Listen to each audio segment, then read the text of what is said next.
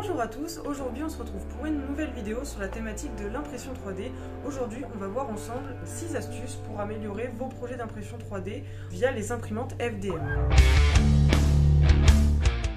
En première astuce, ça va vous paraître évident, mais l'entretien de votre imprimante 3D est nécessaire et plus particulièrement la buse. Si elle s'avère encombrée par des résidus, vous allez retrouver sur votre pièce du plastique carbonisé ou bien il va y avoir des sous-extrusions. Ça va avoir un rendu visuel inadapté et vous allez devoir justement jeter votre pièce.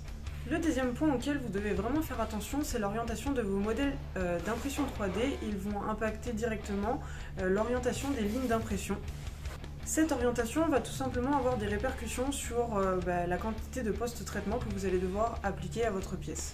Petite astuce, pour pallier ce problème, vous avez la fonctionnalité couche adaptative sur le logiciel d'impression Cura qui va vous permettre tout simplement de régler l'épaisseur des couches en fonction de la zone du modèle.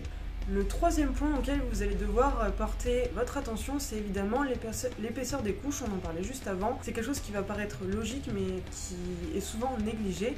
Il existe 3 différentes épaisseurs recommandées avec des résultats différents. La hauteur à 0,3 mm va vous permettre de réduire drastiquement le temps d'impression. La hauteur à 0,2 mm va vous permettre d'opter pour le meilleur rapport rapidité et qualité d'exécution de votre pièce. Et pour finir, la hauteur à 0,1 mm va être quant à elle l'épaisseur qui va mettre le plus de temps à imprimer, mais qui va être idéale pour imprimer des pièces extrêmement courbées, etc. et qui offrent la meilleure qualité. Le quatrième point auquel vous allez pouvoir porter attention, c'est la taille de votre buse. Les imprimantes FDM du commerce ont été développées avec des buses avec un canal de 0,4 mm. Ce choix n'est pas forcément justifié, censé.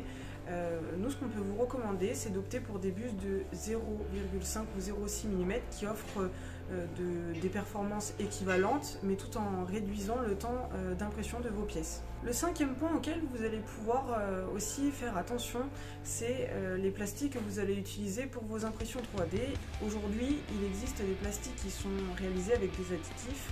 Donc ce que j'appelle les additifs, c'est par exemple l'ajout de particules de métaux ou de bois dans le filament plastique. Ça va avoir pour conséquence tout simplement d'abîmer votre buse, il va falloir la changer plus régulièrement ou opter pour une autre matière, un autre modèle que celle en laiton classique. Et enfin pour terminer, le sixième point, c'est tout simplement une fausse croyance, une croyance collective qui est notamment liée au remplissage de vos pièces et à leur résistance. Il est dit que plus une pièce est remplie donc à 100%, plus elle va offrir la meilleure résistance plutôt qu'une pièce à par exemple 20%.